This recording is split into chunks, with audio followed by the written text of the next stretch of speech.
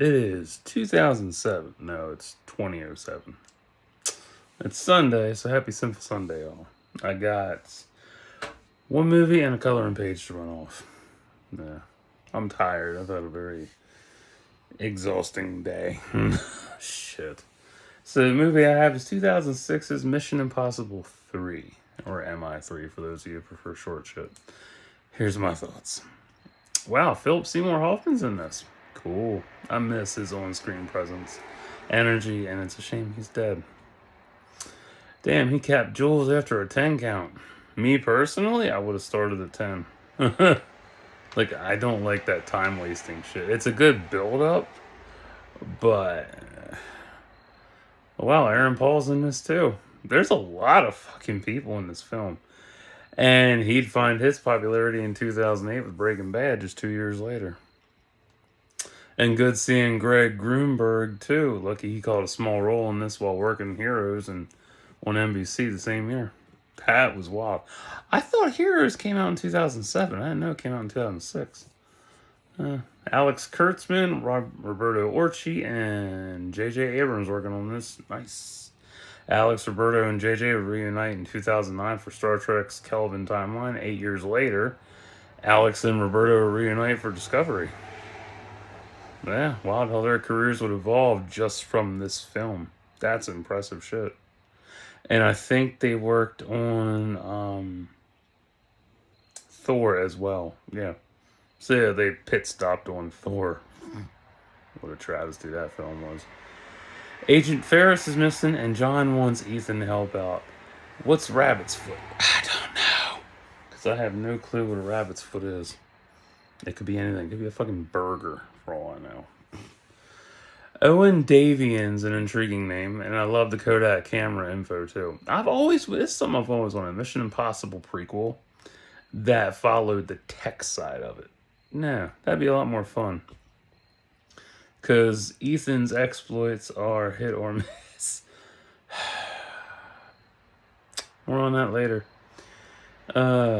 Ethan retired to have an easy life only to be pulled back in. And that's right, Tom did a bunch of other films after MI2. Yep, that whole, 5 year stretch he did shit. Wowzers. Kenneth Branagh, Carrie Ann Moss, Scarlett Johansson, David Fincher, and Joe Carnahan were attached to this, but due to creative differences in scheduling, they had to bow out. Damn. That would have been interesting. I know them, and I was very surprised, especially with Joe. I was like, who the hell is Joe? And I looked at he did the gray. Jen Lee's window explosion dive went off before the grenade. Little mistake. And there's more. Ferris's extraction was cool, but why did she want Ethan to turn off his transmitter? And Kerry Russell's massively underrated in this. Damn. I wonder who put a time-release explosive capsule on her head. Fuck, he wasn't able to stop it, and she died. Oh, boo. That's two bitches he lost. Ferris sent Ethan a blank microdot on a postcard, and she was also trained by him. Benji uncovering Davian's going to be in Vatican City to purchase the rabbits for 850 million is wild. It's a lot of money. I don't even have that. God. Wilder still that Benji's professor talked about the anti-god that would lay waste to everything, technology, buildings, etc. Technically, that's smartphones right now. Yeah, and apps doing that to people. I mean, you see it every fucking day. Somebody's on their phone. Literally, that's daily. Fucking stupid. It's like pre-anti-god, and the premise itself is frightening too, given it's 2024 and AI is on the rise. Fuck. Clever priest disguise and details on Vatican City itself too. I like Jen's dress. It reminds me of Ada Wong from Resident Evil. Luther ain't wrong about them not having real relationships due to their profession. I like the field prep mask too. That's my favorite thing about this movie is the field prep mask next to Philip. Jules and Ethan getting married, then fucking right after it was cute and funny too beforehand. I like the bathroom, very glossy. Briefcase drop off at the sewer, and shame Jen had to blow up the car. Good air suspension on Davian, bad on Ethan losing his cool, because typical Ethan. Shit, Ferris tracked a phone call from Davian, the Brassel's office, and she thinks he's working with Davian. Ooh, intrigue. And I liked that swerve there. That was nice, but oh well. Damn, drone and helicopter strike on the bridge. I did not see this back then. No, I didn't. Or if I did, I don't remember. Good foam jailbreak for Davian. Ethan just passed Julia on the gurney. That was wild. That was like, damn. Good elevator escape. Nice Shanghai apartment layout, too. 2 hours before Julia dies, and he's going to base jump from the tower in a fulcrum. Gnarly. That's right. In 2008, this jump would be revisited in The Dark Knight. Same area. Wild. Awesome fucking swing. And I like this one more than Dark Knight. Yeah. The rabbit's foot is held in the high-tech facility, and he got that shit. It's a shame they didn't show it, or maybe it was filmed and cut for time. Props on the building security being private contractors and former People's Liberation Army. It's intelligent. It's easier. And I gotta say, it's a shame the team doesn't get more recognition or screen time. I know it's solely focused on Ethan, but damn, his team is just as important. And of course, they did expand on that later on. Oh shit, they put a chip in Ethan's head. Oh no, he's not gonna be chocolate chip. What a swerve. Davian capped his head of security, who was wearing a Julia mask. Yeah, fuck that. Musgrave is working with Davian. Didn't see that coming. I really didn't. That surprised me. Good on getting help from Benji to find Julia, and Ethan dying to stop the charge in his head. Decent kills from Julia too, nailing the guard and Musgrave. Musgrave being your basic patriot collaborating with the enemy is cliche, but smart, I guess. Ethan told Julia about IMF, and the mystery of Rabbit's foot is never revealed. Ain't that a bitch? I thought Brassel was crooked. That would have made it more interesting. It really would have. That was something I really would have liked, because Lawrence Fishburne has that mentality to pull off in a character. The deleted scenes do make a difference in terms of story, but Ferris is definitely underrated, and Shane Curry wasn't used more. Oh well. Davian is probably the weakest villain in the franchise, and honestly, Mission Impossible is just Walmart James Bond. It's so shitty. Film as a whole is average okay.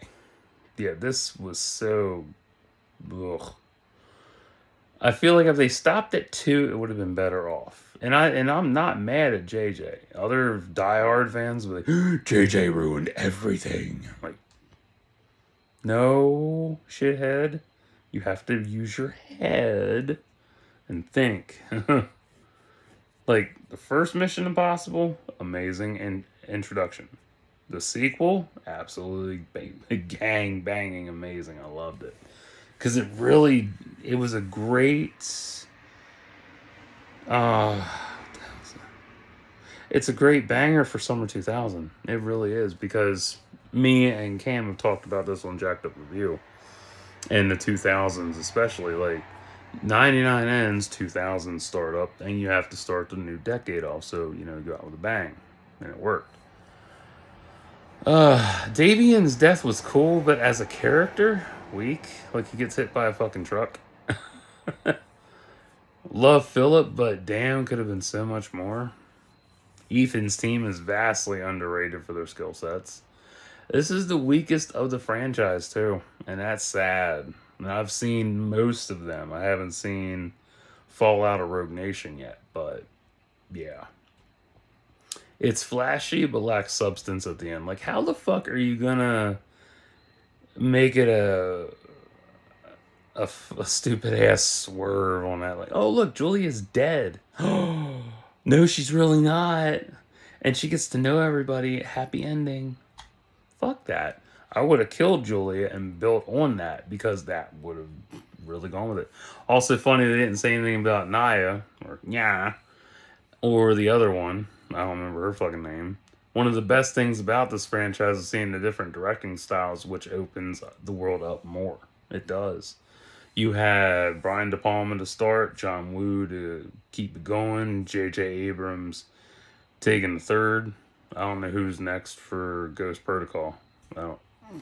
Been a while since I saw it. I did like it. I just don't remember anything about it. 5.6 to 6.7 out of 10. I wonder what the other installments will be like. They're dog shit. But yeah, I just, man, it's a fucking shame. Like, and I'm glad I'm rewatching Mission Impossible. I really am, because it's nice to reacquaint with a franchise that I know, and it has a simple plot to it. You know, Ethan gets some bitch, has to save some bitch, almost loses some bitch, still gets bitch in the end. Whereas this one, he had to deal with two bitches.